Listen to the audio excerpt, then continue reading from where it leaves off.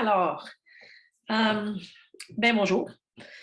Puis si vous avez la chance et vous êtes à un endroit où vous pouvez allumer votre caméra, comme il n'y a pas beaucoup de monde, j'espère qu'on va pouvoir interagir.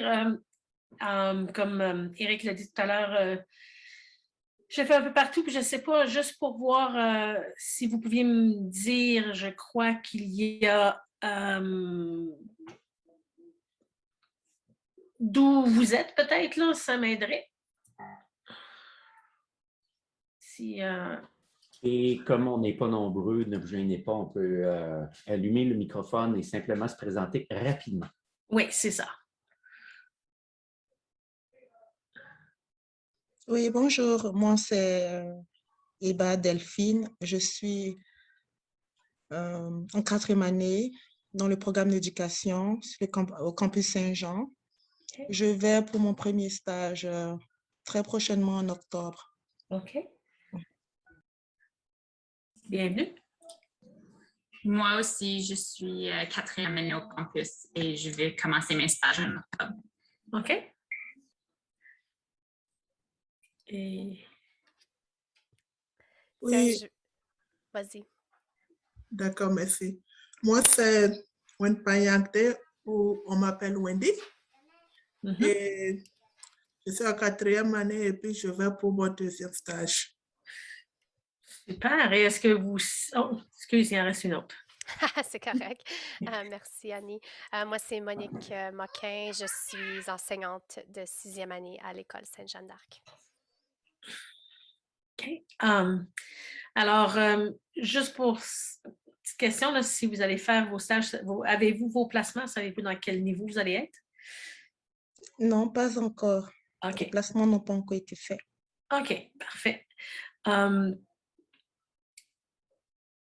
Alors, c'est ça, ce que Eric disait, c'est que j'ai travaillé un petit peu partout, là.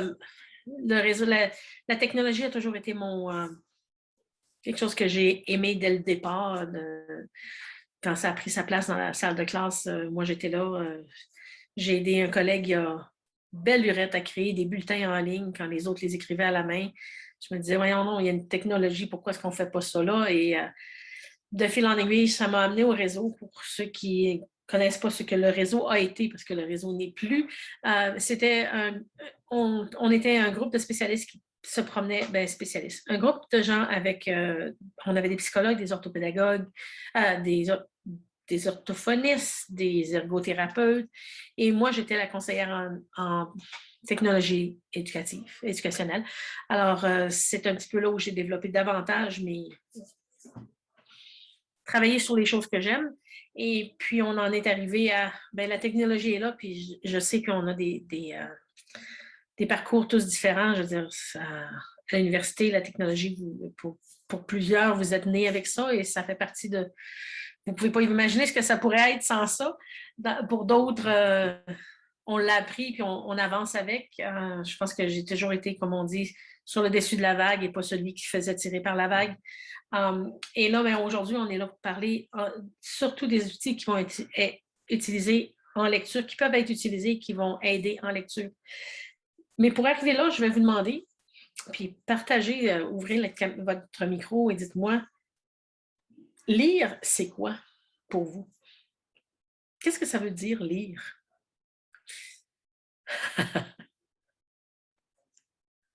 Ça dépend à qui tu demandes, hein? Oui. Certains de mes élèves, lire, c'est pénible. Oui. Certains de mes élèves, c'est comme, ils adorent ça, puis ils le feraient tout le temps, Mais, si je les laisserais. Alors, ils feraient tout le temps. Qu'est-ce qu'ils feraient tout le temps? Ben, c'est ça. C'est qu'on lit pas juste les mots, on lit avec les images, ils regarderaient. C'est ce refuge-là qu'ils cherchent. Ils veulent sauter dans une histoire puis partir à l'aventure. Voilà. Tu as mis le doigt sur une chose, l'histoire. J'aime bien. Puis je voyais qu'il y avait quelqu'un d'autre qui voulait parler. Est-ce qu'il y avait quelqu'un d'autre qui voulait me dire qu'est-ce que c'est, selon eux?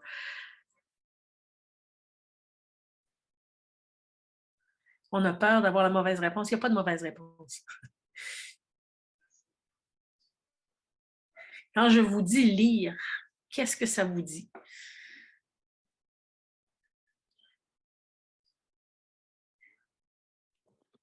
Je vais me permettre d'interagir, Annie, en disant, Oui. en disant décoder. OK. Yeah. C'est un continuum, la lecture. Hein? Puis, en fait, je vais avancer. Là, j'ai une souris qui... Alors, je suis allée chercher la définition de Larousse. Et Larousse, elle va parler de reconnaître des signes graphiques, donc de décoder. Alors, si on parle de lire en première année, on va parler de lire des mots, de mettre des sons ensemble, de faire de fusionnement de sons, dans le but d'en arriver à ce que Monique nous disait tout à l'heure, parce qu'elle enseigne en 6e année, à prendre un livre puis à se perdre dans ça. Comme adulte, quand j'entends parler de lire, si j'ai le goût de lire, je vais prendre un livre, puis exactement, je vais me trouver une place pour me perdre, je vais aller dans l'histoire, je vais comprendre les mots, je vais faire du sens avec les phrases, le paragraphe, je vais me faire des images dans ma tête. Comme Monique disait, dans sa classe, il y a des élèves qui vont dire c'est pénible, puis forcez-moi pas, j'aime pas ça, puis je veux pas lire. Il y a aussi le côté de lire les images, parce qu'on sait beaucoup que on a des élèves qui aiment beaucoup les bandes dessinées, qui vont essayer d'interpréter l'image qui est là, avec les sons et tout. On veut quand même les amener à se faire une image eux-mêmes, donc enlever trop toutes les images et y arriver, mais pour qui c'est pénible, lire les bandes dessinées, c'est vraiment c'est une façon de dire je suis en train de lire. Alors, il y a quand même plein de petites définitions qui vont être là, qui vont dire, prendre connaissance d'un texte, du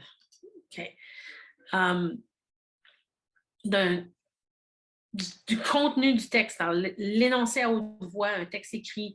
Mais ce que j'aime bien, c'est le 5. Comprendre et pouvoir interpréter un ensemble de signes. Mais exactement, les mots, ce sont des signes qu'on a lus aussi. Donc, et comprendre quelque chose, c'est l'interpréter d'une certaine façon. On peut lire un graphique, mais quand on va lire une histoire, chacun aussi va l'interpréter selon ses connaissances antérieures.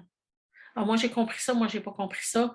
Moi, je l'ai vu comme ça, moi, je le vois comme ça. Puis, comme adulte, on a des clubs de livres, puis on parle d'un livre qu'on a lu, puis on voit toutes des choses différentes à l'intérieur. Alors, c'est un petit peu là où on va aller. Par contre, on a des élèves en difficulté de lecture et je ne spécifierai pas en trouble de lecture, mais en difficulté de lecture. Et, excuse-moi, je suis encore là, j'ai juste un petit... OK. Je vais m'assurer, j'avais perdu mes commentaires, puis j'ai mis plein de mots sur mon ordinateur, puis je ne voulais pas les perdre. Alors, on parle de difficultés, parce qu'on sait que pour dire qu'il y a un trouble de la lecture, il faut que ça soit diagnostiqué et tout. Mais on le sait très bien que de nos jours, les difficultés en lecture l'étendue est très grande. Mais c'est quoi un élève en difficulté de lecture? Quand on dit qu'un élève en difficulté de lecture, on pense à quoi en premier? Ouvrez votre micro si vous pouvez, dites-moi quelque chose. Il n'arrive pas à décoder les mots, à trouver les syllabes. Il n'arrive pas à trouver des mots, à décoder des syllabes, oui.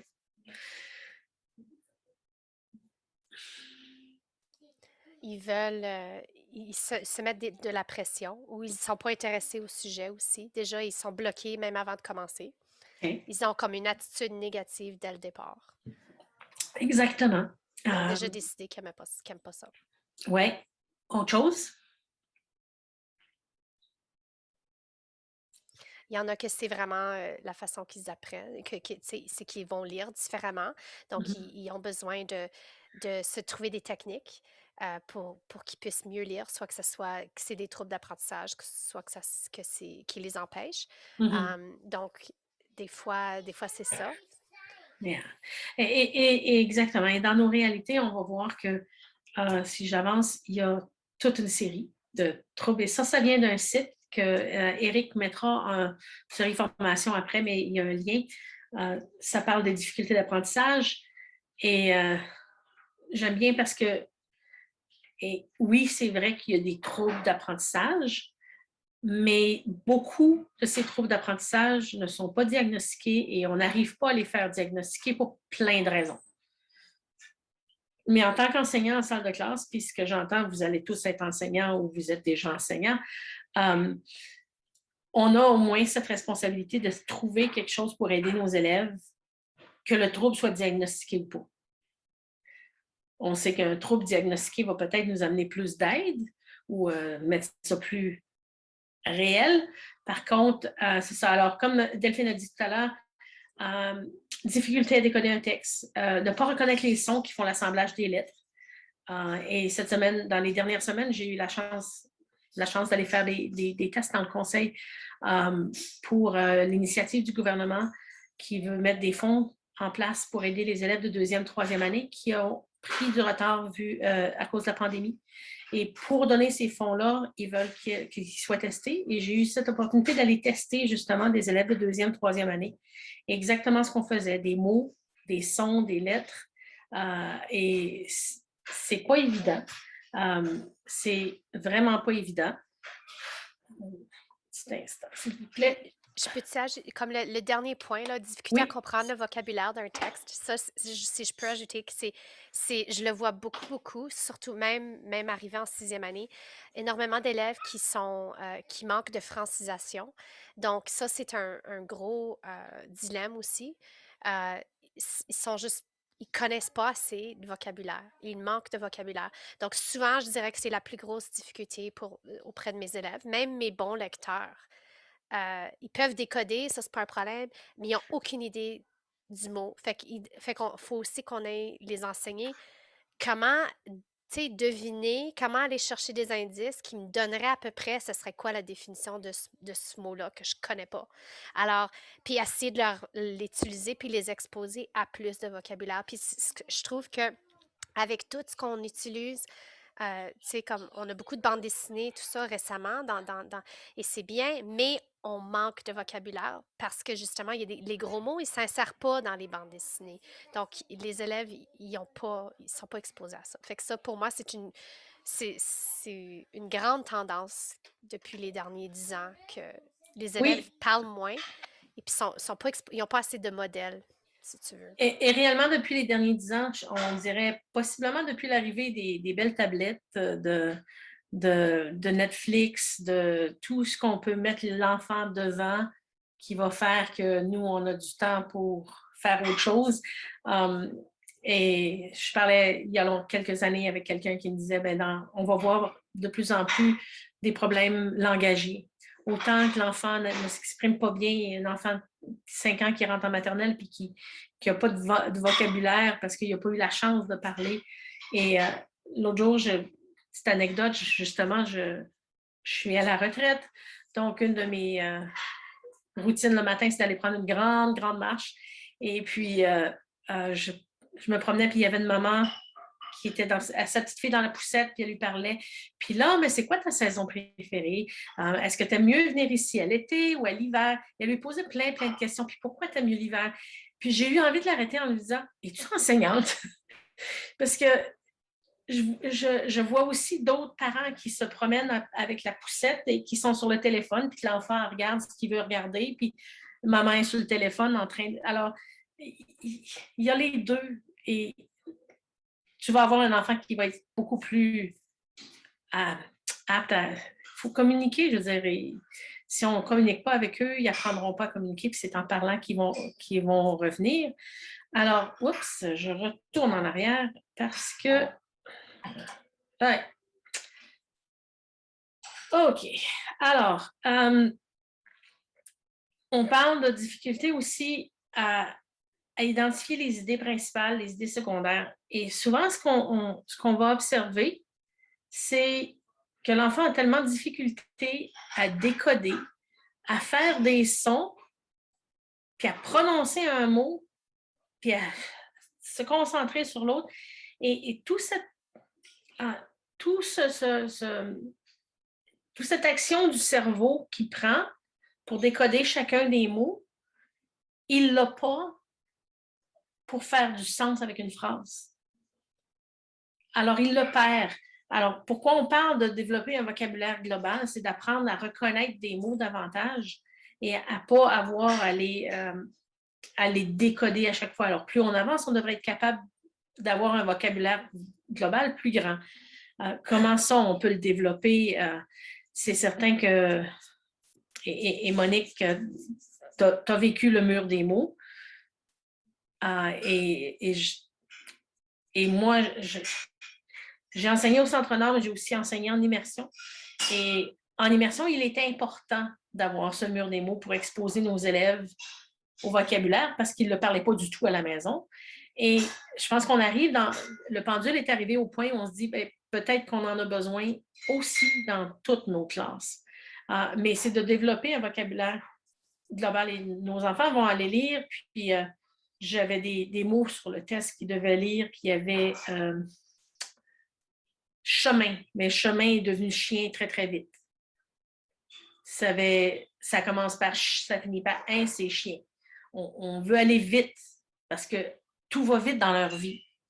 Et alors, on perd le sens de tout parce qu'on on lit pas toute la phrase, on change des mots, on inverse tout ce qui se passe. Alors, c'est un petit peu toutes les difficultés qu'on va retrouver.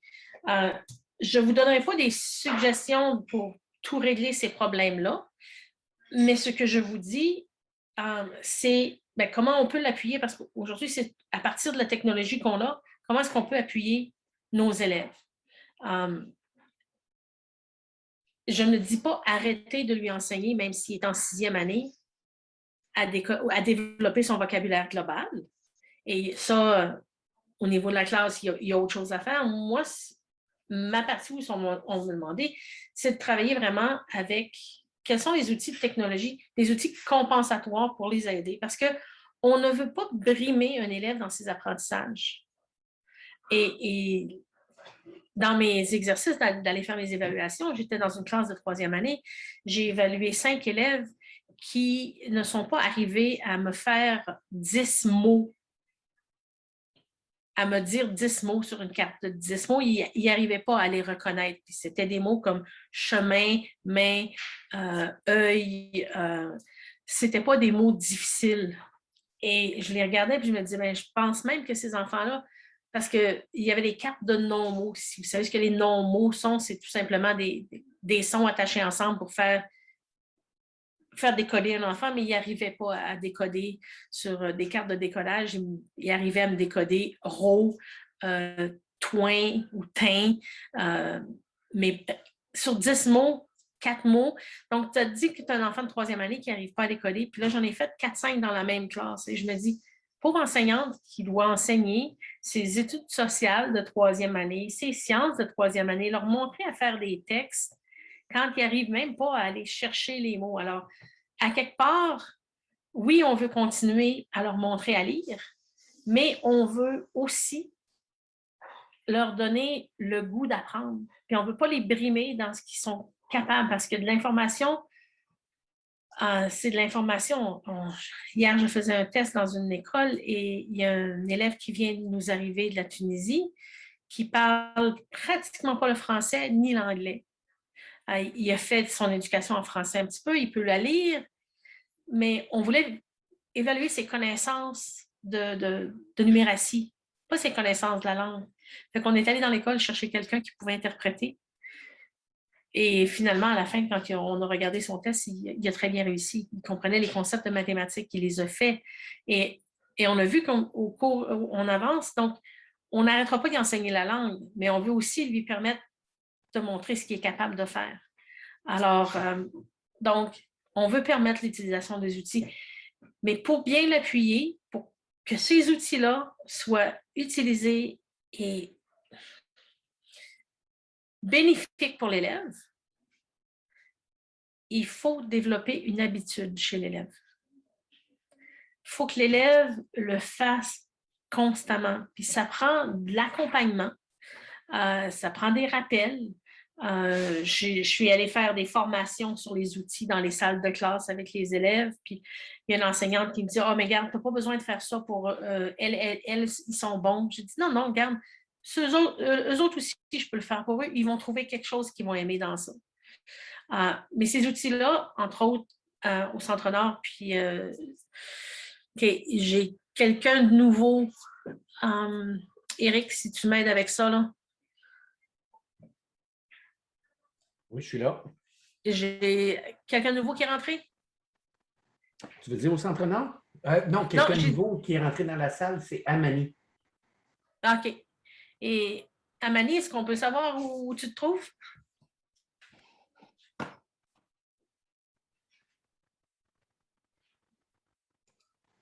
OK. On va continuer. D'une façon ou d'une autre, je sais qu'au Centre-Nord, on utilise beaucoup la plateforme Google. Et il y a des outils, le Centre-Nord a payé pour avoir la suite de Read and Write, qui est un outil.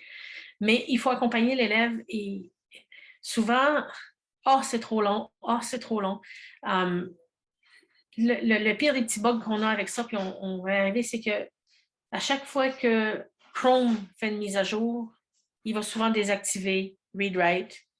Et il faut retourner le réactiver. Mais lorsque l'enfant comprend comment le faire, l'enfant qui en a besoin va le faire. Puis j'avais un élève de 5e année l'année passée qui, madame, c'est pas là, je lui ai montré une fois, puis la fois d'après, c'est lui qui allait montrer aux autres parce que j'en avais 2, 3 qui voulaient l'utiliser pour différentes utilisations. Il faut l'accompagner le plus souvent possible. Alors, s'ils sont en train de travailler à l'ordinateur, on va le voir, hey, t'oublies pas ton outil, t'oublies pas ton outil pour ça.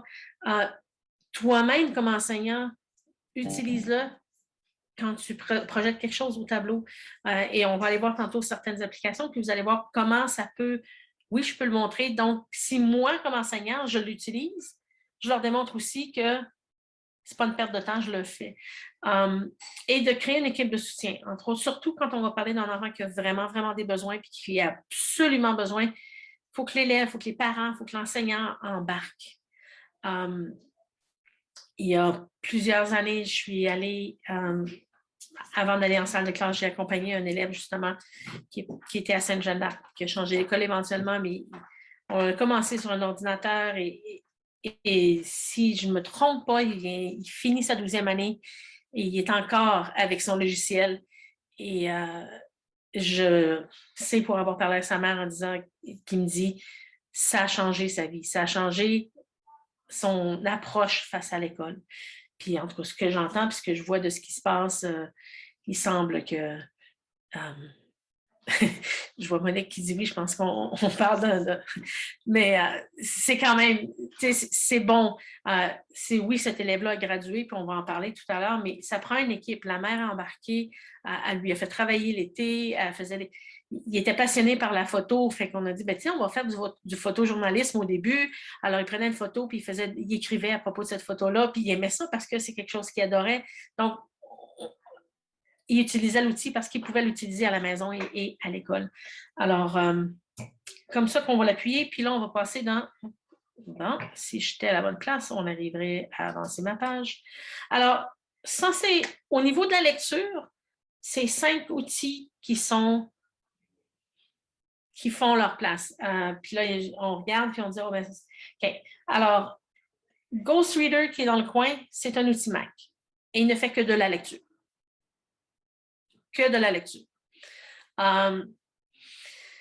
Lexibar, un outil spécialisé.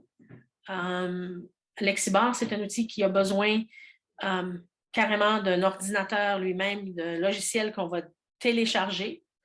Alors, oui, je parlais de cet élève-là tout à l'heure, mais il n'a pas commencé avec Lexibar, il a commencé avec Read and Write. Et au fur et à mesure qu'il développait l'habitude de l'utiliser, on rencontrait des frustrations parce que le Read and Write a des limites.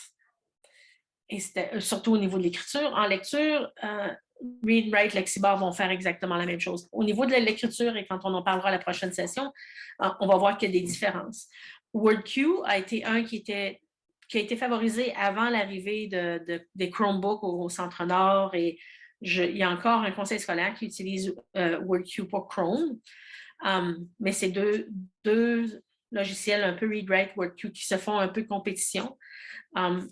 Je dirais probablement que Read, Write s'adapte plus vite que WordQ, mais au niveau de lecture, ça fonctionne. Camille, c'en est un autre qui va lire, mais il n'y a pas toutes les fonctions en lecture que ReadWrite va nous offrir. Alors, jusqu'à-là, est-ce qu'il y a des questions? Est-ce qu'il y a des choses que je dois clarifier? Gênez-vous pas. Est-ce que, moi j'ai vu Speechify, est-ce que c'est quelque chose que tu connais, Annie? Speechify? Ouais. En fait, il y en a plusieurs. Là, je veux dire, si c'est juste pour lire, tu peux aller dans le Web Store sur Chrome et demander lecteur et il y en a plusieurs. Ce que j'aime, c'est qu'ils ont des particularités puis ils ont des choses qui amplifient. Moi, j'essaie de voir, là, mais j'en ai quelques-uns dans mes... Je ne voudrais pas vous faire peur, mais si je vais dans mes extensions, je pense que j'ai Speak It, je pense qu'il y en est un. Je ne les ai pas tous, là, mais j'en ai des... Snap and Read, qui en est un autre. Select and Speak. Il y en a plusieurs, mais pour ce qu'ils sont capables de faire, puis ce qu'on va aller voir, c'est ceux que Il y a autre chose, c'est sûr. D'autres outils qui sont disponibles en lecture, bien, sur une tablette, sur les fonctions d'accessibilité.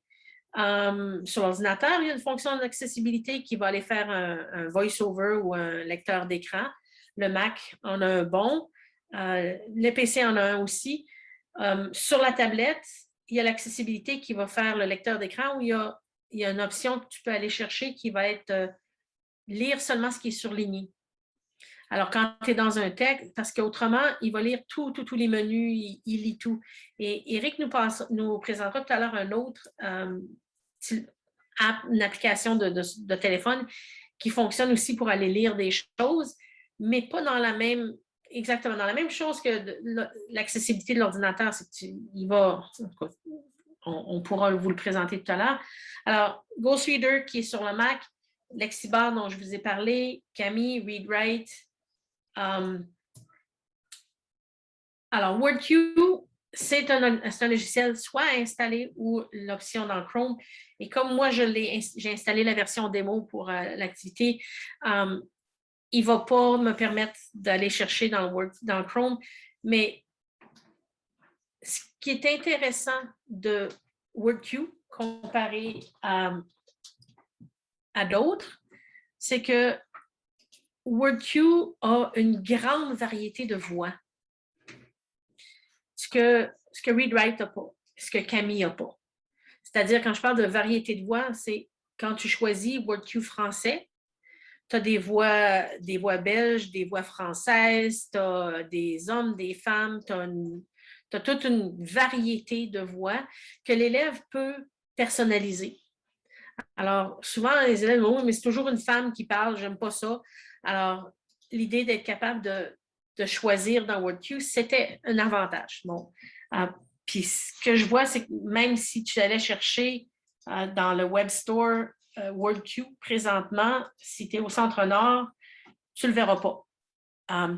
Ce que j'ai compris de Jean-Marc aujourd'hui, ou notre technicien aujourd'hui, c'est que pour avoir accès à ReadWrite, on a signé les droits d'enlever accès à ça. Mais c'est un ou l'autre. Ça explique pourquoi je ne le trouvais pas. Merci, Annie.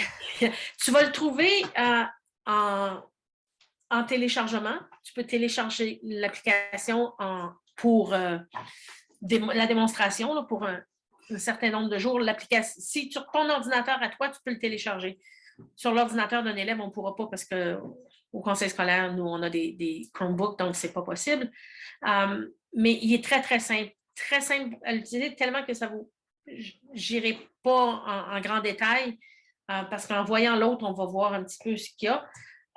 ReadWrite, là où je veux m'arrêter davantage parce que c'est le plus connu, c'est le plus commun. Puis si j'entends que vous allez faire des stages, entre autres, si vous allez dans une école où c'est Google, si vous allez dans une école du Centre-Nord, vous allez faire face à cette option-là qui est là. Et souvent, l'année dernière, à 2 ou 3 reprises dans la salle de classe, je suis allée le réinstaller avec les élèves. Tout le monde en même temps, vous allez chercher ça, on va dans le Web Store. Où est-ce qu'on va le chercher? dans le Web Store. Et là, j'ai surligné, juste avant d'aller aux outils, juste pour m'assurer, est-ce qu'il y a des gens qui ne sont pas familiers avec Google Chrome et comment aller chercher les choses dans le Web Store? Ça, c'est une chose importante.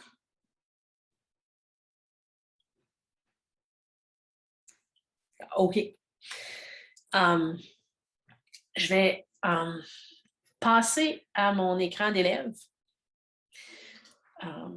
Je vais juste aller sur un nouvel onglet que vous voyez bien, j'imagine. Vous voyez mon écran maintenant? Alors, le Web Store, il est là.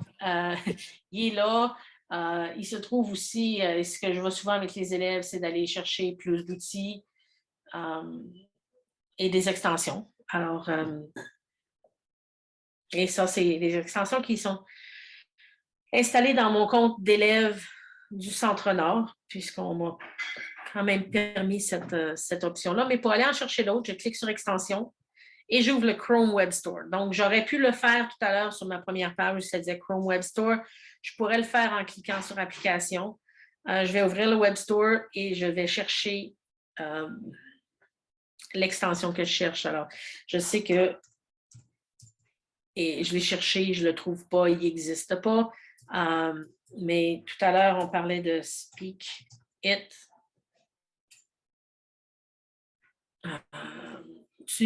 Monique, tu l'appelais comment ton extension tantôt? Ben, c'est quoi, j'ai pas regardé beaucoup plus en détail, là, je ne sais pas jusqu'à quel point c'est une bonne extension, là, mais Non, je pense juste que c'était Speechify, quelque chose comme ça. Okay. Speechify. Speechify. Speech Readers, Speech Texters, Speech for Chrome. Tiens, on peut juste aller voir, puis voilà, c'en est d'autres qui vont lire. Je ne vais pas aller les chercher, mais c'était juste pour montrer rapidement comment aller dans le Web Store. Puis à ce moment-là, quand tu en choisis une, je ne la téléchargerai pas, mais tu l'ajoutes à Chrome et puis il va s'installer dans Chrome. Quand tu installes dans Chrome la première fois qu'il apparaît ici, là, dans tes icônes en haut, il va te demander la permission. Log-toi avec ton compte Google. Et si vous n'avez pas, et là, je vais retourner en arrière dans ma présentation, mais comme ça, c'est mon compte personnel, mon Gmail personnel, parce qu'ils n'avaient pas réactivé mon compte professionnel avant 2 heures cet après-midi. Je n'ai pas accès, et si j'allais cliquer sur ma petite version de Read-Write, vous allez voir, il y a une version des mots qu'on peut avoir. Et... Okay. Il n'apparaît pas dans mes slides parce que je suis en présentation. Je vais juste aller chercher, je vais juste aller dans une page ici que je vais vous montrer qu'en cliquant dessus, vous allez voir. OK, tu veux t'activer, toi, là? Et alors, vous voyez qu'il y a des fonctions de la barre qui vient d'apparaître. J'ai des fonctions qui sont en gris, qui ne sont pas utiles. Par contre, la fonction de lecture simple, elle est là. C'est la seule chose que je peux avoir en version démo. Par contre, en version étudiante, je n'ai pas essayé. Alors, au niveau de l'université, si vous allez dans le Web Store et que vous cherchez Read and Write, qui s'écrit vraiment, là, je retourne à ma présentation, Read and Write sans espace pour Google Chrome, on va le voir là. La beauté de Read and Write et de n'importe quelle extension Chrome, elle a une belle utilité, mais il y a un petit... C'est accessible à nos élèves de partout, à l'école et à la maison. Et pour l'avoir vécu l'année passée, mes élèves disaient, mais non, mais je n'ai pas accès à ça, madame, à la maison. Et j'ai fait un partage d'écran, j'ai dit, montre-moi ton écran, et j'allais voir. Ce qu'ils font, c'est que nous, à l'école, on utilisait beaucoup Google Classroom quand on était en ligne. Et dans Google Classroom, tu peux aller dans n'importe quel furteur ou browser pour faire ton login dans Google Classroom. Tu n'as pas besoin de Chrome pour aller dans ton... Alors, l'élève me montrait son écran, puis il était dans Microsoft Edge, ou il était dans Safari. J'ai dit non, tu vas ouvrir Chrome. Mais quand ça ouvre Chrome, j'ai dit, montre-moi ce qui est ici, là, la petite image, le petit dessin que tu vois ici, là. Clique dessus. Ah, ben oui, mais c'est le compte de maman, ça. Si tu es dans le compte Chrome de maman, tu n'as pas accès à tes extensions. Alors, à plusieurs reprises l'année dernière dans la classe, je leur ai montré comment aller ajouter un compte et ajouter leur compte de l'école. Alors, mon compte de l'école est ici. Mon élève Centre-Nord, il est là. Fait que quand je veux aller de un à l'autre, j'ai juste à cliquer et il va ouvrir une autre fenêtre avec le compte. Pour que l'élève ait accès à ça à la maison, et quand je vous disais tout à l'heure, il faut en développer une habitude. S'il n'est pas capable d'y avoir accès à la maison, il ne développera pas une habitude. Alors, on veut qu'il ait accès de la maison et pour le faire, il faut qu'il soit dans Chrome et il faut qu'il soit dans son compte de l'école. Et s'il n'est pas dans son compte de l'école, il n'aura pas accès à ses extensions. Et là, il va dire, oui, je ne suis pas capable de faire mes devoirs. Puis ça va être la grosse panique. Puis là, le parent va dire, ben oui, mais tu lui demandes des affaires qu'il ne peut pas faire. Ben oui, mais il y a tous ces outils. Je lui montre beauté comment de le la faire. chose aussi, si tu me permets, Annie, c'est Oui. que n'importe quel ordinateur que Chrome, on peut se brancher et avoir les outils que le conseil scolaire a acquis en termes de licence. Exactement. République dominicaine, les gens en voyage, etc. Donc, oui, si tu faut pas oublier de se déconnecter, par contre, de Chrome si on utilise un ordinateur public. Ah ben oui, ça c'est sûr. Mais c'est ça, c'est que la beauté, c'est de montrer aux élèves que s'ils rouvrent Chrome sur le compte de maman, il faut qu'ils se créent un compte à eux, qu'ils partent dans leur compte. Alors, quand ils sont dans leur compte, tout ce que tu as installé, leur drive avec leurs documents, tout est là. Éric, je vais juste faire une petite pause. Je vois qu'il y a des discussions, puis je n'y suis pas, je ne la vois pas. Alors, s'il y a quelque chose que je dois répondre, tu me le dis? Oui, aucun problème. OK. Alors, Alors, les outils de ReadWrite pour Google Chrome. J'ai deux outils ici qui vont répondre beaucoup aux besoins de Monique, qui nous parlait tout à l'heure de vocabulaire.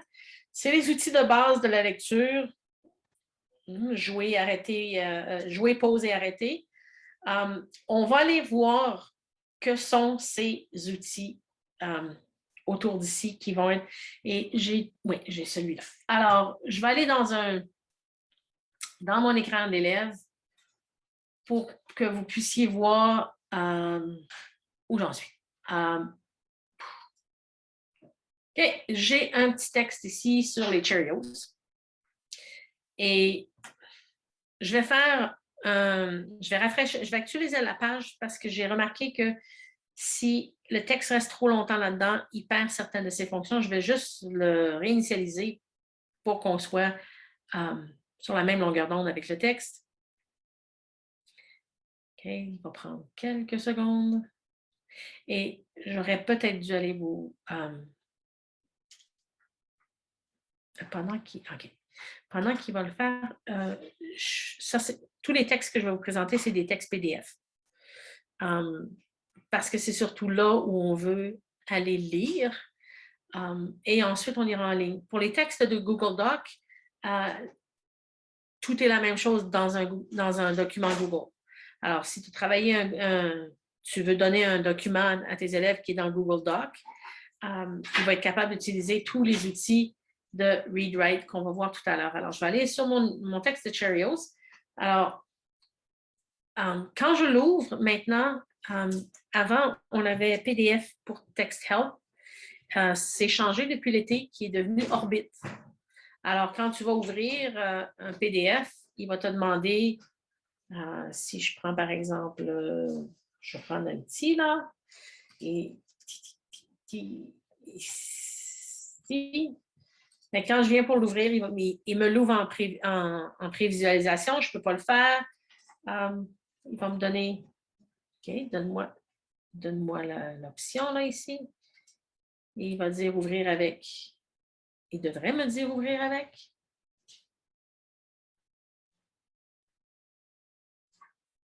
OK. OK, ouvrir avec. Et je peux l'ouvrir avec Orbit ou avec ReadWrite. Ça fait la même chose, il va s'ouvrir par la même chose. Alors, je choisis de l'ouvrir avec ReadWrite. Alors, c'est ce que j'ai fait avec Cheerios. Alors, mon outil, le petit doigt qui est ici, c'est-à-dire que où je clique, il lit. Dans certains cas, je préfère demander à l'élève de lire une ou deux phrases à la fois parce qu'il va s'y perdre. Alors, voilà. Cheerios. Les Cheerios ont fait leur apparition sur le marché le 1% mai 1941. Sous le nom de Cheerios. L'agressive l'anglais. stratégie marketing visait l'ascension des Cheerios parmi les meilleures céréales de petit déjeuner des États-Unis. Il va continuer à lire. La première mascotte, OK. Alors, excusez, j'ai oublié de fermer mon micro, mais il va continuer à lire et il le lit. Par contre, lorsque vous allez le télécharger, la première chose qui arrive, puis j'ai oublié de le mentionner, j'y retourne. Sur mes 3 petits points ici, dans mes paramètres, ce serait important d'aller dire que c'est de langue française, que je veux choisir, je n'ai que 2 choix de langue française, mais j'ai quand même 2 choix. Alors, ce qui permet de faire que l'élève peut faire un texte en anglais ou en français, parce qu'à partir de 3e année, entre autres, dans nos conseils scolaires francophones, ils apprennent le français. Dans certaines écoles, c'est avant. Mais alors, j'ai choisi Amélie. Je peux aussi ajuster la vitesse, parce que parfois, elle parle vite, puis nos élèves en difficulté ou qui n'ont pas le vocabulaire, si ça parle trop vite, elle n'aime pas ça. Donc, puis je peux enlever le discours continu. Quand je vous disais tout à l'heure qu'elle continuait, c'est parce que le discours est continu. Il y a une autre application qui est traduction et je l'ai par défaut mis de français à l'anglais. J'aime pas la présenter à tous mes élèves, mais je ne le présente pas à tous mes élèves. Mais quand je vois qu'il y a un élève qui a vraiment de difficulté, et l'année dernière, j'avais deux élèves dans ma classe qui sont arrivés ne parlant aucun mot français, ils sont arrivés en 4e année qui ne parlaient pas un mot français. À la fin de la 5e année, ils communiquaient. Et je sais qu'un des deux, les parents ont travaillé énormément à la maison pour qu'elle parle français, mais la pauvre avait passé 2 ans en camp de réfugiés où l'école était qu'en anglais. Donc, elle voulait l'apprendre le français. Alors, pour elle, je lui montrais comment aller traduire certaines choses d'anglais au français. Alors, j'ai fait et je vais aller écrire. Alors, donc, j'ai ces petits onglets-là. J'ai celui-là aussi. Et bon, agressive, je ne sais pas ce que ça veut dire. Je vais le surligner, puis je vais aller cliquer sur mon dictionnaire. Et il me donne la définition. Et pas juste me donne la définition, il peut la lire. agressif, Ivage. 1. Violent. Ces garçons sont trop agressifs. Ils se querellent constamment. Okay. Alors, il va même aller lire la définition, ce qui est de soi une bonne chose. Et ça, c'est nouveau. Ça ne le faisait pas il y a 1 an. Donc, il nous amène, ce que je disais, c'est que Google a fait beaucoup d'expansion avec la COVID. Et c'était, au début de COVID, c'était à la semaine, chaque semaine, il y avait des nouvelles choses qui se passaient. Alors, si mon élève est encore plus de difficultés, je peux aller chercher le dictionnaire visuel. OK? Je ne sais pas s'il connaît Cheerios. Non, il n'y a pas d'image. Alors, si mon dictionnaire est allumé, j'ai juste à faire, j'ai tout simplement à faire ceci, puis il va me donner, choisir un mot. C'est la même chose avec le dictionnaire. Si je m'en vais dans le dictionnaire, j'ai juste à choisir un mot et il va me donner la définition tout le temps. Alors, je peux désactiver mon dictionnaire en le fermant. L'autre, c'est agressif. Et là, je vous disais tout à l'heure, je ne dis pas ça à tout le monde, mais cette petite activité ici va donner la traduction. Alors, pour certains élèves, c'est la façon, ça va être une des façons d'apprendre ce vocabulaire-là qui leur m'ont dit. Ce n'est pas la façon que j'aime. Je déteste faire de la traduction. Je ne fais pas de traduction. Mais dans le cas de mes 2 élèves de l'année passée, il y en avait besoin. Autrement, ils vont prendre tout le texte puis ils vont aller mettre ça dans Google Translate, puis c'est de la chenoute. Excuse, mais c'est ça que c'est. Oui, Monique? Ben, c'est justement ça. Mon défi, c'est que moi, j'ai des élèves qui connaissent très bien ces outils-là, puis ils justement, je veux qu'ils s'éloignent de ces outils-là pour essayer comme essayer de trouver, comme de pas tout le temps dépendre de Google Translate, tu sais. Et puis ils savent ça. Puis c'est bien hein, quand tu sais, tu cherches un mot ici et là, mais comment est-ce que tu peux pas le désactiver? Le traducteur ici? Ben ouais, tu peux-tu? C'est-tu Non. possible de désactiver? Non. Alors, Non. c'est un défi que je vis en ce moment. Tu sais, je la remets en situation d'écriture, puis là, tout d'un coup, j'en vois quelques-uns qui vont dans Google Translate ou qui vont Ouais. utiliser un outil pour le traduire, puis là, je suis pas en train d'aller plus loin. En tout cas, je sais Yeah. pas si tu as des idées pour ça. Ben, je vais apporter ces idées-là dans la version, dans le volet d'écriture. Mais oui, et j'ai surpris un élève en train d'écrire dans Google. Il est en train de composer dans Google Translate pour avoir je dis non, regarde, c'est pas ça écrire. Là. Écrire en français, c'est une autre chose. Alors, je le décourage, je le regarde. On peut fermer, quand il y a la possibilité d'aller dans Apparent, d'aller fermer les écrans. Et c'est ce que j'allais faire. Je rentrais dedans puis je fermais les écrans. Je le voyais faire, non, t'es pas en train de traduire. Là. Mais dans le cas d'un texte, il ne va pas aller te traduire. Si je vais comme ça, là, puis je vais traduire, il ne va pas traduire ça. Dans le cas du lecteur, il va traduire qu'un mot à la fois. Donc, ça enlève cette partie-là. Mais oui, ils vont aller dans Google Translate. Est-ce qu'on peut le désactiver? J'ai pas la solution à ça. Une autre, quand on parle d'élèves à besoin, là, puis à grand besoin, c'est cette fenêtre-là qui permet de souligner que petit passage. Nos enfants à déficit d'attention qui veulent tout voir, puis ils veulent tout aller, avec cette partie-là. Puis tu as la possibilité, avec cet outil-là, d'aller l'agrandir, de mettre l'arrière plus opaque, tu peux choisir la hauteur de lecture. Alors, tu peux la mettre plus étroite pour faire une ligne à la fois. Tu peux mettre l'arrière-plan plus opaque, donc il voit moins de ce qui se passe en arrière. Si je sauvegarde, vous allez voir, alors il peut aller lire lui-même une ligne à la fois. S'il n'a pas compris, il peut retourner, il peut se le faire lire. Donc, il y a ces outils-là. Alors, à part ceux-là, dans un document PDF, c'est ceux qui sont disponibles maintenant dans Google Chrome. Selon ce que moi j'ai utilisé l'année dernière, j'ai un glitch présentement qu'on ne peut pas régler, mais je vais vous montrer à partir d'un site web un autre outil que j'aime beaucoup pour aider en lecture. Et c'est l'outil de... un petit peu, je vais juste y arriver. C'est l'outil de simplification de texte.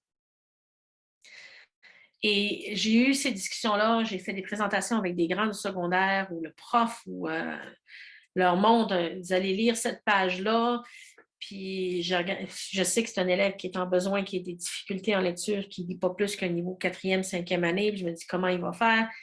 Et je lui dis, mais combien de fois tu vas lire le texte avant d'arriver à essayer de répondre aux questions de madame? Il dit, au moins 3 fois, mais j'ai dit, tu vas-tu comprendre? Et pas tout. Et puis, c'est un enfant qui était vraiment honnête. Là. Il connaissait ses besoins, il savait ce qu'il voulait. Alors, je retourne ici et je vais vous présenter. Je suis allée d'avance, je sélectionnais une page de Wikidea qui est une encyclopédie pour jeunes. Donc, le texte, c'est un peu le Wikipédia français pour jeunes, qui est bien le fun. Et par contre, parce qu'on est dans une page où, si vous voyez, il faut essayer de penser en fonction d'organisation de page. Ce qu'on ne voit pas qui est derrière dans la page web, c'est que chaque section, ce sont des boîtes. Le texte est dans des boîtes. Et là, ça dit modifier, aller dans Wikimode. Alors, on peut le modifier. Donc, il y a plein de choses. Et d'aller dire, je vais sélectionner toute la page, puis je vais envoyer ça dans le simplifié, c'est pas très beau. Alors, la meilleure façon d'y aller, c'est de sélectionner un bout de texte. Puis là, tiens, j'ai sélectionné ce bout de texte-là et je vais...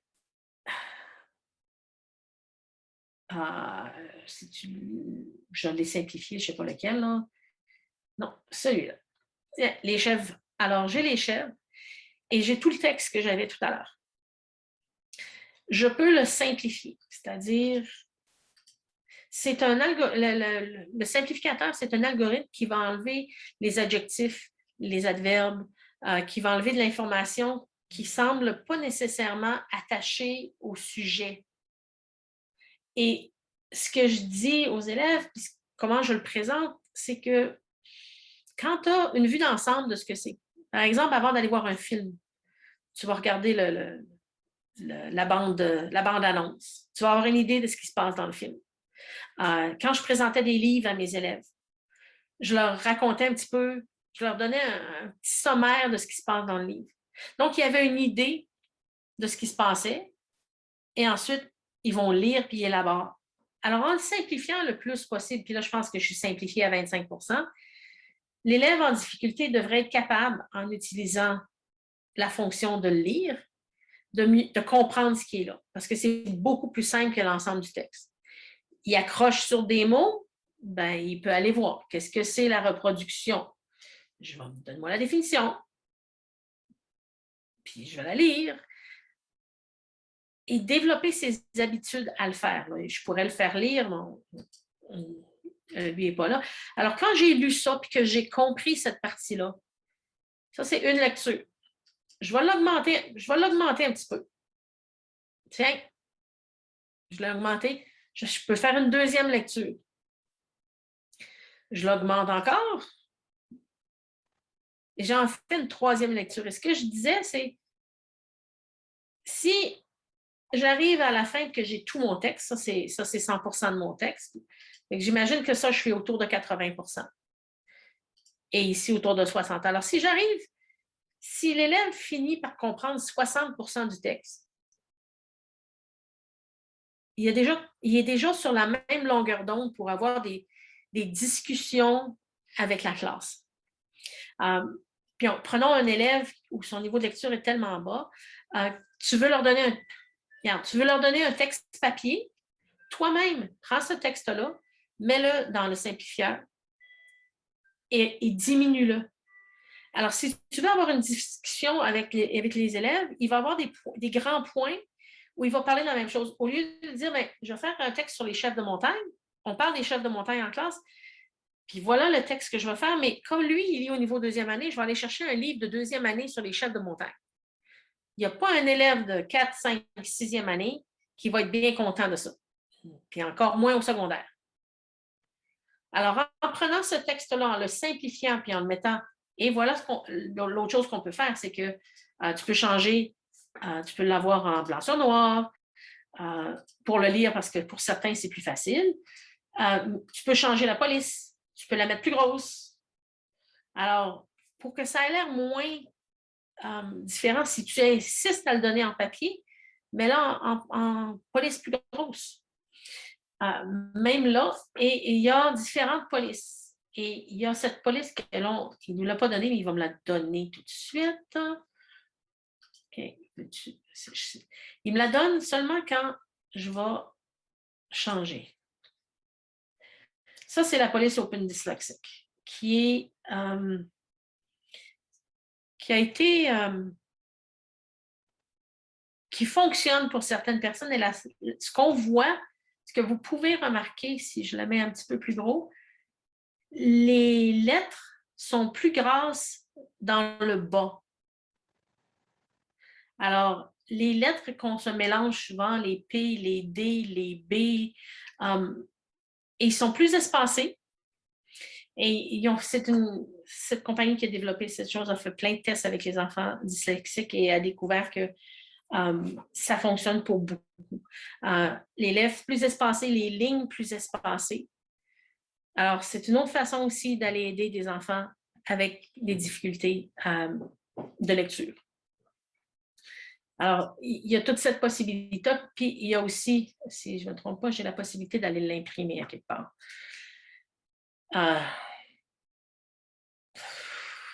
On m'a dit qu'on l'avait, là, mais pour l'instant, je ne la vois pas. Mais je pense qu'il y a toujours possibilité de faire CTRL-P pour imprimer. Eric, si tu réponds à ça là, À la directement limite, là. on peut imprimer directement à partir de Chrome. Oui. Ah oui, Et- c'est ça. Si je vais dans Chrome et je fais imprimer, fichier, imprimer. Non, tu irais dans les 3 petits points à côté du E. Et c'est là que tu irais dans Imprimer. Ah, OK, parfait. Je pense que c'est les mêmes qu'en haut, mais c'est correct. Alors, il y a la possibilité de l'imprimer. Et moi, je vous donnais des outils parce qu'il va le lire. Et de le lire simplifié, de le lire plus grand, d'avoir plus d'informations. Fait que s'il a compris, s'il se le fait lire, ça, écoutons-le. Et je vais le sélectionner. Hein. Grâce à leur peau épaisse, ils sont capables de résister au choc, même si certaines attaques peuvent les tuer. Après un temps de gestation d'environ 150 jours, la femelle donne naissance à une... Oh, il a dit un mot que je n'ai pas compris. Je vais aller voir c'est quoi. Je ne peux pas le faire, je vais l'arrêter. Mais je n'ai pas compris. Je suis un élève qui a de la difficulté, puis je ne sais pas c'est quoi le mot de gestation. Je vais aller voir. Je vais l'écouter. Gestation. N. F. 1. Période pendant laquelle une femelle vivipare porte ses petits. La période de gestation des humains est de 40 semaines. Pour l'espèce humaine, la gestation est appelée grossesse. 2. Ah, OK. Bien là, j'ai compris ce que ça voulait dire. Fait que je peux continuer de faire lire, puis la prochaine fois, je vais ajouter du texte. Et là, j'ai déjà compris ce qui était la base, puis je m'en ajoute. Donc, un élève de secondaire qui me dit qu'il va lire le même texte 3 fois avant d'arriver à répondre aux questions, bien, je lui dis, commence à 25 commence à 50 monte à 75, monte à 100. Puis si à 100, tu dis, bien, je n'ai pas compris, mais tu avais compris à 75, tu as déjà 75 du contenu que tu as compris. Ce qui fait que s'il y a une discussion, puis je parle entre autres de texte d'études sociales, s'il y a une discussion en salle de classe sur un thème, bien, au moins, tu n'es pas hors portée parce que tu as essayé pendant 1 heure à lire un texte d'une grande page que tu ne comprenais pas. Alors, cette option, je l'aime beaucoup. De dire commencer avec un petit peu puis monter. Oui, Monique. Ça semble être vraiment bien. J'essaie de voir comment est-ce que... J'ai pas tout à fait compris comment est-ce que j'arrive à utiliser Simplify. Comment est-ce que je rentre? Où est-ce que tu es? Ah, bien, c'est très simple. Merci de le poser la question. J'y retourne. J'étais sur ma chaîne. Tiens, je vais aller sur Radio-Canada.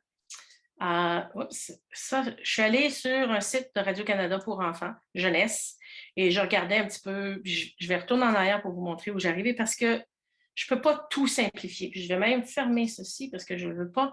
Alors, c'est un site de Radio-Canada simple pour les jeunes. Si vous ne le connaissez pas, il s'appelle ici Radio-Canada Jeunesse. Bon, je ne peux pas simplifier cette page-là, il n'y a pas de texte. Quand je veux simplifier un texte, il faut vraiment que j'aille. OK. Alors, je suis allée chercher, tiens, comment survivre au stress de la rentrée. Je pense que c'est très approprié. Alors, je suis allée chercher ce reportage. Et en le regardant, j'ai vu, tiens, regardons ça, il y a beaucoup de textes. Alors, j'ai sélectionné avant de sélectionner ce texte-là, c'est ReadWrite qui m'aide. Alors, je vais activer ReadWrite. Alors, ça, je suis à l'Internet. Alors, présentement, ReadWrite, là, si je sélectionnais ici, il va me le lire. C'est beaucoup lié à la pandémie. Okay? Il va lire, il va me donner le dictionnaire aussi. Alors, si je suis en ligne et que je ne comprends pas un mot, je peux cliquer sur le dictionnaire, il va me donner la définition. Si je ne comprends pas, je veux une image, pas trop d'image de la pandémie, il aurait pu mettre une image du virus, hein, ça aurait été... ils ne sont pas rendus encore, ça s'en vient. Ou bien au pire, je vais prendre pandémie, puis je vais me le faire traduire juste au cas, là. Même écran, rien, je ne suis pas sûre que ça m'aide, mais les outils sont là. Alors, ce que j'ai fait, c'est que ça s'est activé. J'ai choisi tout mon texte. Puis comme c'est tout un texte qui n'a pas l'air séparé par des boîtes, par un lien ici et là, okay, je veux tout le prendre. Mais je ne veux pas les liens en bas, c'est compliqué. Et tout ce que j'ai fait, c'est de cliquer sur Simplify. Simplifier la page. Et voilà. il est là, tout mon texte. C'est long à lire, ça. Hein? On va simplifier. Puis simplifier. Et oui, il va perdre des parties, mais le gros du message, il va y rester. Et je vous promets que le gros du message, il reste. Et je faisais des blagues quand je travaillais au réseau avec mes collègues psychologues ou quand j'ai été directrice du réseau, où je devais lire des rapports de psychologues parce que je devais aller faire des formations là-dessus. Ils me disaient « Ah, mais c'est-tu juste? » J'ai dit « Certain. » J'ai pris un rapport de psychologue puis je l'ai mis là-dedans. Et quand je l'ai montré au psychologue, il m'a dit « Ah, ben oui, c'est ça que je voulais dire. » Dans 3 pages, mais les paragraphes, ce qu'il enlevait comme mots, c'est des mots superflus. Vous pouvez aller voir, vous pouvez aller le tester si je l'ajoute au plus grand. Et je le simplifie juste en regardant le premier paragraphe. Et je le simplifie, ben, il m'a enlevé « Tout le monde est d'accord » parce que ça n'a aucun lien avec stress. C'est vrai qu'on est tous d'accord là-dessus, mais pour l'instant, si je veux comprendre comment survivre au stress, d'être d'accord ou pas d'accord n'a pas autant d'impact sur le texte que le reste. Alors, c'est un peu comment il arrive. Donc, il va de l'Internet, et quand je vous dis de l'Internet, il faut que vous soyez dans une page où il y a du texte. Tu sélectionnes le texte, tu vas dans Simplifier. L'autre qui existe, si tu n'as pas ReadWrite, il s'appelle Text Compactor. Et c'est un site, c'est textcompactor.com. Et j'ai juste à... Je vais aller sur mon texte de tantôt. Je vais faire CTRL-C pour copier le texte. Je vais aller dans Text Compactor et je vais le coller. Et il y a mon texte. Et il va le simplifier. OK, simplifie. Oh, excusez, il simplifie, mais dans l'écran d'en bas. Excusez. Alors, si je le demande de simplifier, il simplifie en bas. Alors, même chose, tu peux copier-coller le texte et tu peux utiliser un text-to-speech aussi pour le faire lire, mais je crois que ReadWrite nous le lirait. Ouais. Mais il y a certains stress qui se vivent. Okay. Alors, ReadWrite va aller le lire aussi, même dans Text Compactor. Text Compactor a des petits problèmes, puis je vais juste revenir à ma présentation et regarder mon temps parce que le temps passe vite. Text Compactor, tout à l'heure, je vais aller remettre le lien là, dans c'est textcompactor.com. Je ne vais juste pas oublier. Et une autre des raisons pour utiliser Simplifier, c'est que vous voyez aussi qu'en prenant le texte et en le mettant dans Simplifier, j'ai perdu tout ce qui était autour. Il va garder l'image qui est essentielle. Et comme sur mon site tantôt où j'étais, il n'y a pas vraiment d'images qui ont l'air d'être spécifiques au stress. En tout cas, c'est pas... Si on prenait une nouvelle et qu'il y avait une image spécifique à la nouvelle, il garderait l'image.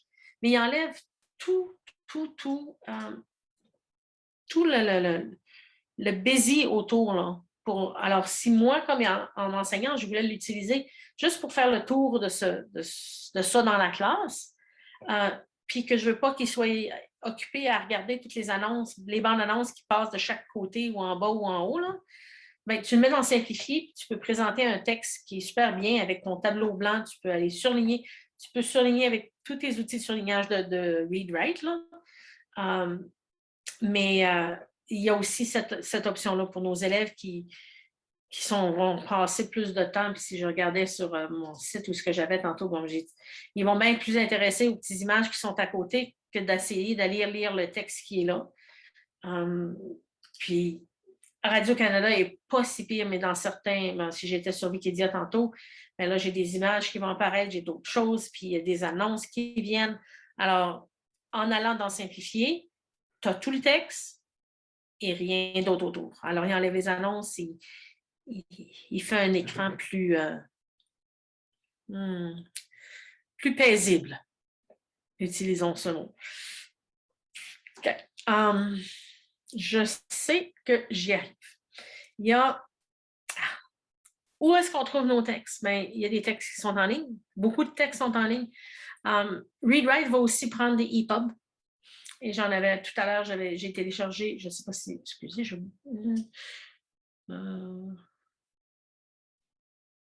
non, je ne l'ai pas là, mais j'ai téléchargé un de mes livres. Sauf que je ne vais pas aller dans le simplifié dans un livre parce qu'il ne va pas aller fonctionner. Présentement, simplifié ne fonctionne pas à partir de PDF ou de EPUB. Simplifié fonctionnait des PDF l'année dernière, c'est probablement juste un glitch. Il y a encore plein de livres numérisés, les manuels scolaires sur Learn Alberta ou sur le site du conseil scolaire dans les bibliothèques, puis je sais que le conseil scolaire en a prêté aux autres conseils scolaires. Il y a des documents numérisés par un photocopieur, mais attention, voilà où est-ce que j'en viens. Si je numérise un document par photocopieur, voilà où on arrive. Et vous m'excuserez, je ne suis pas dans une école et la secrétaire qui m'a envoyé le texte l'a fait pour me faire une blague, mais j'avais besoin d'un texte. Alors, je lui ai demandé de m'envoyer un texte numérisé par photocopieur et je l'ouvre. Et ici, ça nous dit, nous ne trouvons aucun texte dans ce document. Parce qu'un document numérisé avec un photocopieur, même s'il s'appelle PDF, c'est une image, c'est une photo. Et avant de prendre la photo, il faut en faire la reconnaissance de caractère optique. Et là, ici, il nous dit d'aller le faire avec Snapverter. Monique, est-ce que tu as utilisé Snapverter? Non, OK. Camille va le faire. Camille a un OCA. Il va faire un ROC qu'il appelle. Camille va le faire. Et j'étais dans Camille tout à l'heure, mais je vais aller vous montrer. C'est une extension, mais en cliquant ici, il va le faire. Mais je vais aller... je vais aller dans... OK, je vais aller dans ma façon d'aller chercher des extensions. Il y a plusieurs façons. Je vais aller dans le Chrome Store. Mais le conseil scolaire l'avait, moi, je l'ai installé, mais je vais aller dans... Snapverter est un de ceux... Quand je vais ouvrir... Alors, dans Chrome Store, il y en a qui sont juste pour le conseil scolaire. Centre-Nord, si vous y arrivez, vous avez... Mais Snapverter, il est là. Tu as juste à l'installer. Si tu n'es pas dans le conseil scolaire, tu as juste à écrire Snapverter et il va te le trouver. Ah, ben, il ne le trouve pas. Ah, ben, tiens. Je l'ai-tu mal écrit? Ah, ben, aucune idée, mais il est là. Snapverter, un coup qu'il est installé, il va s'installer dans ton Drive et il va installer 4 dossiers. Tu prends le dossier que tu veux transférer et c'est ce que j'ai fait tout à l'heure. J'ai pris mon dossier prière, qui est là. Je l'ai pris. Tu le déposes dans le document. Excuse, je vais retourner là. Alors, j'ai pris mon document qui est prière. Je l'ai mis dans Drop Here to Convert. Et là, il va dans la petite machine. C'est un petit peu comme ça que je l'appelle. Là, il va être dans... Si je viens ici, il est là. Mais il faut que j'attende qu'il soit dans Finish. Puis, comme je l'ai fait tout à l'heure, il est là. Je l'ai renommé parce qu'il est fait. Il est ici. Alors, tout de suite, vous voyez que là, mon texte, il est accessible. Et oui, ce sont les prières de la semaine que la secrétaire m'a envoyées pour me faire penser qu'ils pensent encore à moi. Je suis encore dans leur prière. Alors, tous mes outils vont fonctionner. L'outil de lecture, même chose. Le dictionnaire, ils sont tous là. Mais j'ai dû avant, et comme vous avez pu voir, ça disait... Alors, si je disais, cliquez ici parce que mon Snapverter est ouvert, je le clique. Mais c'est important d'aller t'assurer, quand tu veux remettre ce document-là dans Google Classroom à tes élèves, d'aller chercher celui qui est dans le dossier Finish. Et c'est pour ça que moi, je l'ai appelé là, Scan, parce que je l'avais fini de faire l'OCR où j'aurais pu l'appeler quelque chose ou le changer là, pour lui donner le nom. Autrement, tu ne peux pas arriver à le lire. Alors, question là-dessus.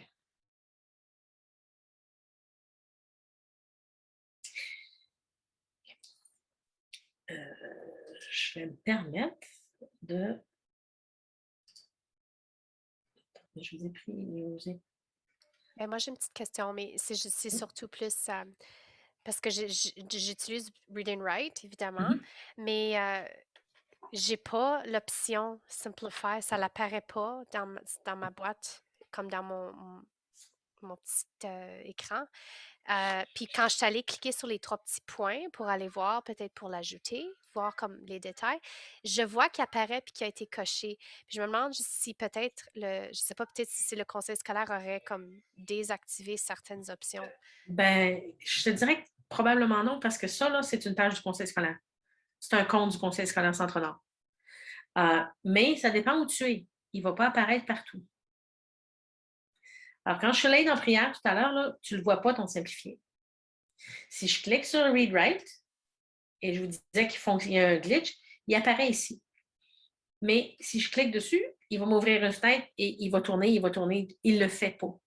Donc, quand je dis qu'il y a un glitch, c'est probablement là. Il devrait me le télécharger et il ne le fait pas. Alors, moi, j'étais dans Slides. Fait, je me suis dit, bon, ben, j'ai un texte dans Slides. Alors, ça ne fonctionne pas dans Slides. Non. OK. Bon, ben, je vais réessayer, mais peut-être avec un. Est-ce que ça fonctionnerait dans un Google Doc?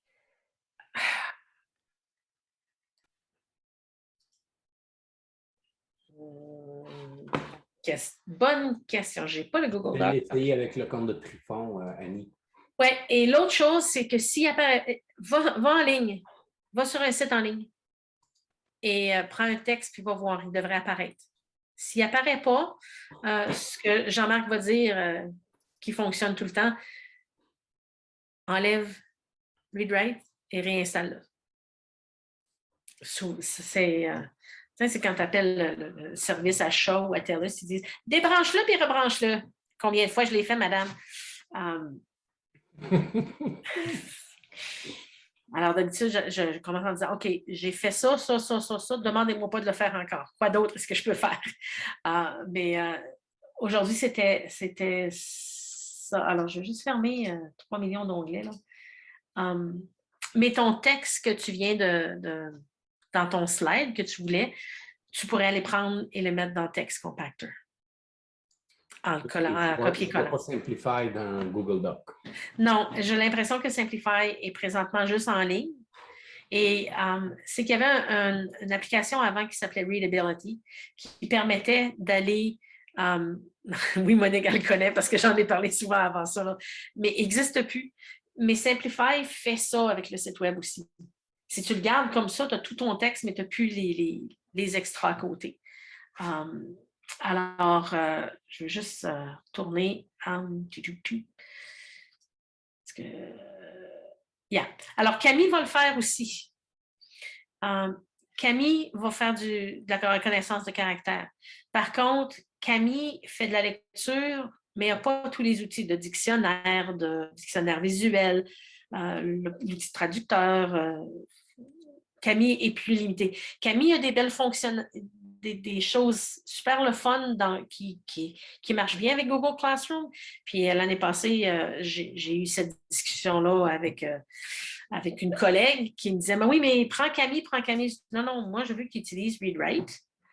Alors, je prenais tous mes textes et je les mettais, fait qu'il devait télécharger le texte, l'ouvrir dans ReadWrite. Mais quand je les avais déjà mis avec le rock fait, tout fonctionnait. Adobe Acrobat, si tu as la version complète, va faire la même chose aussi, va faire ta reconnaissance. Il y a d'autres applications en ligne qui vont aller prendre un texte et qui vont te le transformer ton image en texte. Mais tout à l'heure, si vous avez vu dans un des textes qu'il lisait, il y a un mot qu'il a mal lu parce qu'il a mal reconnu les accents, il les voit mal parfois. Surtout, entre autres, quand j'étais dans mes prières tout à l'heure, l'écriture est un petit peu nébuleuse, alors il va mal le voir. Si c'est un texte bien clair comme les textes en ligne, ça aurait été super bien avec ce texte-là, sauf que je n'ai pas encore découvert comment copier ce texte-là dans Text Compactor, parce que ça, c'est un PDF et il ne me permet pas de copier le texte. Alors ça, oui. Tu pourrais peut-être essayer comme le truc de prendre la photo de ton téléphone.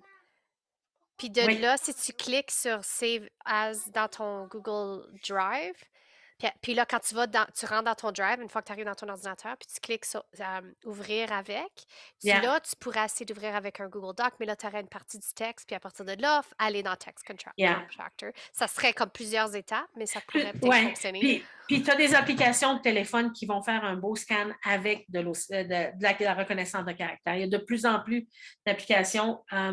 Et je voulais juste voir si... Ah ben c'est ça. Et quand je...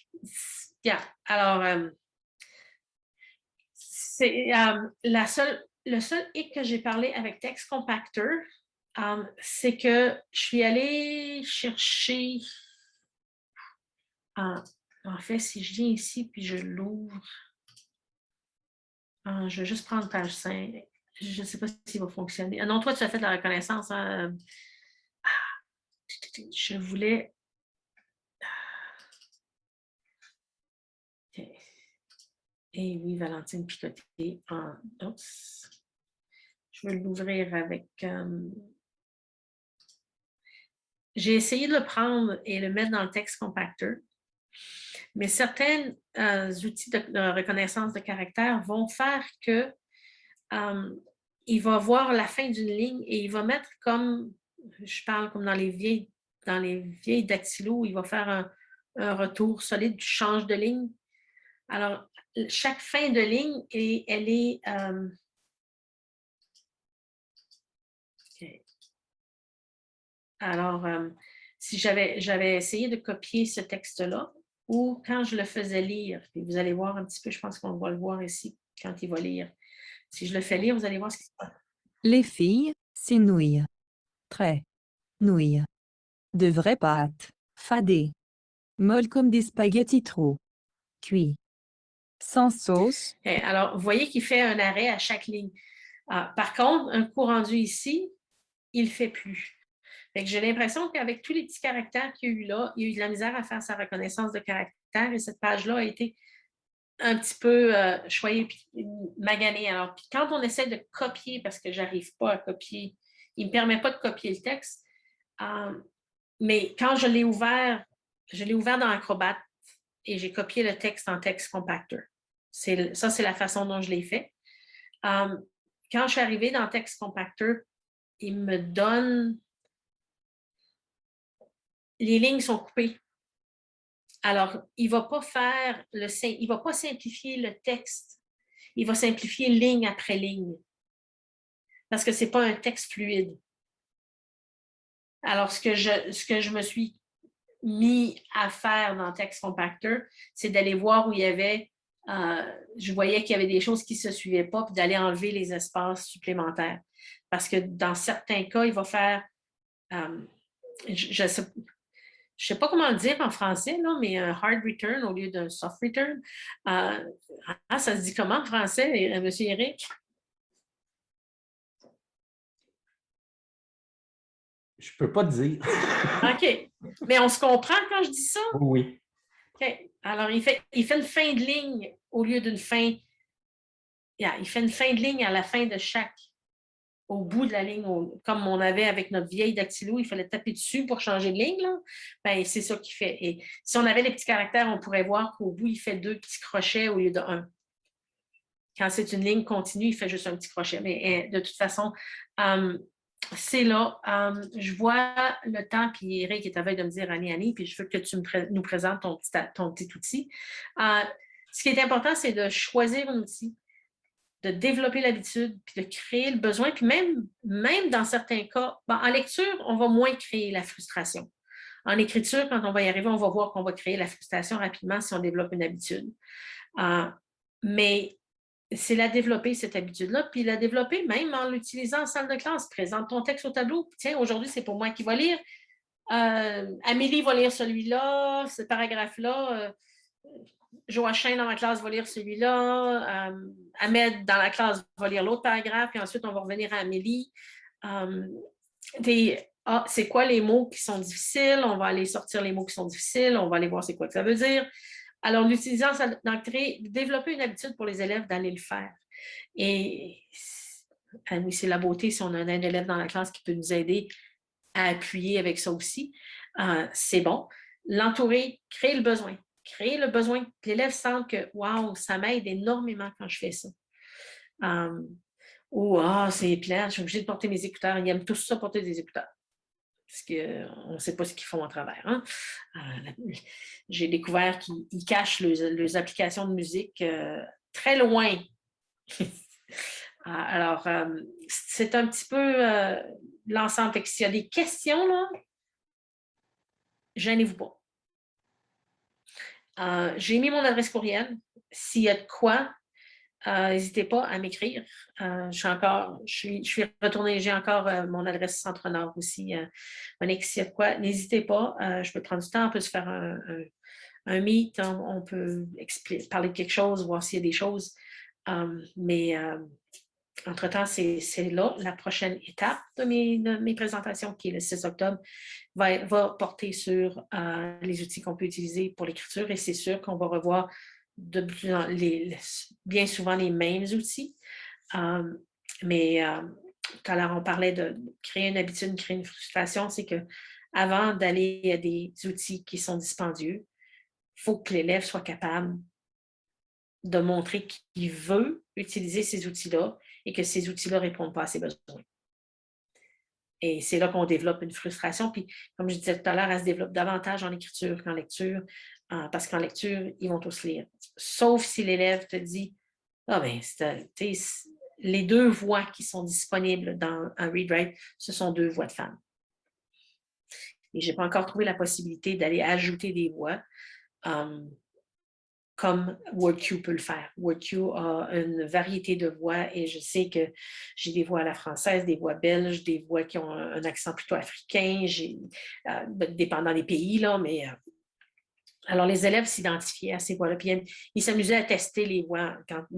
Au moment où WordQ était l'outil, parce qu'au Centre-Nord, ils ont eu WordQ pendant plusieurs années. Quand ils sont partis Google Chrome, on est parti avec ReadWrite. Et oui, ReadWrite avance. Je pense que c'est à nous. Puis quand on a vu tout à l'heure les exemples, là, si je retourne dans mes petits points, j'ai quand même beaucoup de voix. Mais... Ah, j'ai Thomas. J'ai un homme. Hey, il parle comment, lui? On va voir Thomas. Et qu'est-ce que tu peux faire quand ton stress dépasse le trac de la rentrée? OK. Il n'est pas si pire. Alors, c'est un petit peu là où, je ne sais pas s'il y a d'autres choses que vous avez besoin de savoir, des questions, puis je vais donner, je vais passer la caméra au monsieur. Au monsieur. Merci beaucoup, Annie. Écoute, comme pédagogue, j'ai appris beaucoup aussi aujourd'hui. La technologie est vraiment intéressante. Je me permets, d'une part, de vous demander, s'il vous plaît, de remplir l'évaluation. C'est vraiment important. Durant l'ensemble de la pandémie, on a ajusté notre offre de formation besoin. Annie vous l'a dit, la prochaine rencontre va être axée sur les outils d'écriture. Et de mon côté, avant de vous montrer je pourrais vous montrer, déjà, je vais partager mon écran. Vous connaissez sans doute E-Formation. Donc, je vous partage mon écran. Si vous allez sur le site de E-Formation,